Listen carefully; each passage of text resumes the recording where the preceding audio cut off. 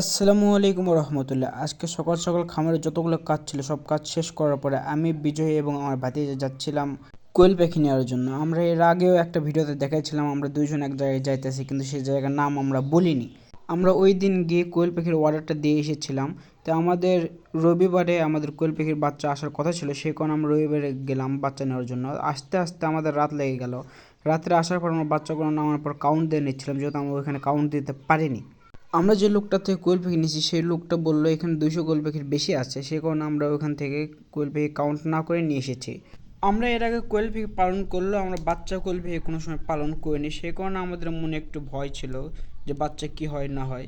তো বাচ্চা ছাড়ার পর বাচ্চার কোয়ালিটি মোটামুটি খুব ভালো ছিল, কিন্তু আমাদের সমস্যাটা দেখা দেয় রাত্রে। রাত্রে আমাদের যে বোর্ডিং সেট আপ ছিল সেখানকার বাল্ব ওভারহিট হয়ে যাওয়ার কারণে আমাদের বাচ্চা কিছু মারা যায়। আমরা সকালে উঠে বাচ্চাগুলো কাউন্ট করে দেখি প্রায় 25টার মতো বাচ্চা মারা গিয়েছে। তো যাই হোক, আপনারা সকালে ভালো থাকবেন এবং আমাদের জন্য দোয়া করবেন।